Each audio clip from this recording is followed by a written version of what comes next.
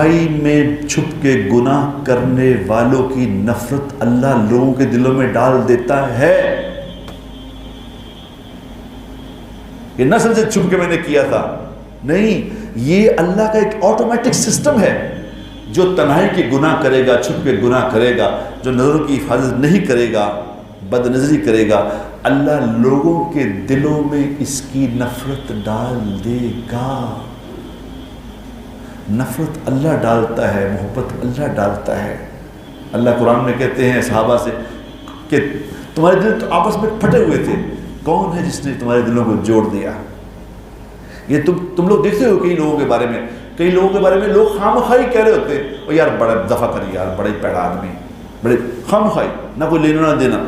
یہ وہ نفرت ہے جو اللہ نے ڈالی ہے تیرے تنہائی کے گناہوں کی وجہ سے. یہ مت سمجھ کوئی دکھ نہیں رہا.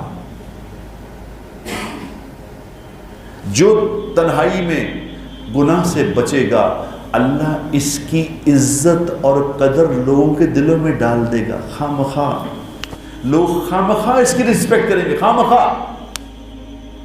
جانتا ہے نہیں جانتا کہ حضرت آپ تشریف رکھیں، آئیے بیٹھیے، آ لیں، یہ لوگ خامخواہ عزت کریں گے. جس کی لوگ خامخواہ عزت کر رہے ہوں، سمجھ لینا یہ اللہ کے خوف والا آدمی ہے، یہ تنہائی میں بھی اللہ سے ڈرتا ہے. عمر بن عبدالعزیز رحمۃ اللہ علیہ کے بارے میں ان کی بیوی نے یہ کہا تھا، ان کی بیوی نے کہا کہ عمر بن عبدالعزیز میرے شوہر تھے، 2.5 سال حکومت کی، 2.5 سال حکومت کر کے جب ان کا انتقال ہوا تو انتقال پہ ایک ہی دنیا کا انسان ہے کہ جس کی قبر میں پرچہ اڑتا ہوا آیا، بادشاہ، لاکھوں مربع میل کا بادشاہ، پاکستان سے طرح نہیں، لاکھوں مربع میل کا بادشاہ، 2.5 سال حکومت، 40 سال کی عمر میں انتقال ہوا. اور ایک آدمی ہے جو جب وہ قبر میں لایا گیا، آسمان سے پرچہ اڑتا اڑتا اڑتا آ کے کفن پہ گر گیا، اور کفن پہ جب پرچے کو کھول کے دیکھا گیا تو اس پہ لکھا ہوا تھا اللہ نے عمر بن عبدالعزیز کی مغفرت فرما دی. یہ ایک آدمی.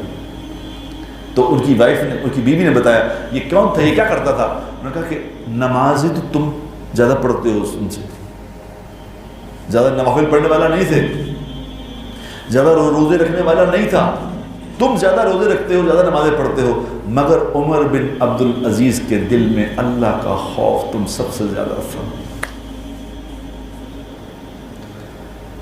اللہ کا خوف، جس کے دل میں اللہ کا خوف ہے میرے دوستو، وہ تو تنہائی میں بھی کسی سے زیادتی کرنے کے بارے میں نہیں سوچے گا. اکیلا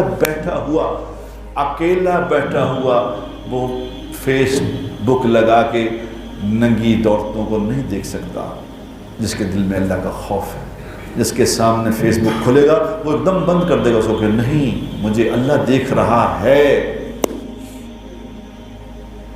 جس کے دل میں اللہ کا خوف ہے، اس کی نشانی ہے میرے دوستو کہ وہ تنہائی میں گناہ نہیں کر سکے گا، چاہے جتنے مرضی موبائل اس کے پاس ہوں، اسے کوئی نہیں دکھا سکے گا اللہ کے فضل سے. لیکن اللہ کا خوف کیسے آئے گا؟ اللہ کا خوف ایسے آئے گا کہ ایسا معاشرہ بنانا پڑے گا جہاں اللہ کے رسول کی بات ہو رہی ہے. اگر اللہ اور اللہ کے رسول کی قبر حشر کی بات نہیں کرو گے، نہیں سنو گے، تو پھر وہ ہوگا جو یہ ہو رہا ہے. تم اپنے ٹیلی ویژن اور نیٹ، اب ٹیلی ویژن کی تو ضرورت نہیں، اب تو نیٹ ہی کافی ہے. نیٹوں کے اوپر اگر برائیاں چلے گی، برائیاں دیکھو گے، تو اللہ خوف کہاں سے آئے گا؟ جو دیکھو گے، جو سنو گے، جو بولو گے، وہ زندگی میں آئے گا. نہیں دوستوں، اتنی موٹی بات سمجھ نہیں آتی. اگر کمرے میں کوئی آدمی برائی کرنے لگے تو چھوٹا بچہ بھی دیکھ رہا ہو نا، تو آدمی ڈر جاتا ہے کہ کوئی دیکھ رہا ہے. وہ عمر بن عبدالعزیز رحمۃ اللہ واقعہ سناتے تھے نا کہ وہ جنگل میں جا رہے تھے، سفر کر رہے تھے، تو سفر کرتے کرتے راستے میں بھوک لگی تو یہ دیکھا ایک گڈریا بکریاں چرانے والا بکریاں چرا رہا تھا. تو انہوں نے اس کو کہا کہ یہ ایک بکری ہمیں دے دو، ذبح کر دو تاکہ ہم اس کو پکا کے کھا لیں، بھوکے ہیں. تو گڈریا نے کہا کہ جی وہ بکریاں تو میری نہیں ہیں، میں تو اس کا ملازم ہوں، بکریاں تو مالک کی ہیں. تو انہوں نے ایسے سے عمر بن عبدالعزیز رحمہ اللہ نے کہا کہ مالک کون سا دیکھ رہا ہے، وہ کون سا دیکھ رہا ہے، تم جو کہنا ہے کہ ایک بکری کو بھیڑیا کھا گیا۔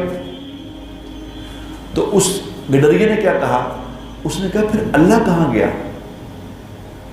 مالک تو نہیں دیکھ رہا تو اللہ تو دیکھ رہا ہے۔ عمر بن عبدالعزیز رحمۃ اللہ علیہ اس بات کو اتنا انجوائے کیا کرتے تھے، موت تک اس کو کہتے رہے کہ دیکھو بکریاں چرانے والا کہتا ہے مجھے اللہ دیکھ رہا ہے، بکریاں چرانے والا بھی کہتا ہے مجھے اللہ دیکھ رہا ہے۔ اتنا مزہ لیتے تھے اس بات کا کہ اللہ دیکھ رہا ہے، بکریوں والا کہتا ہے اللہ دیکھ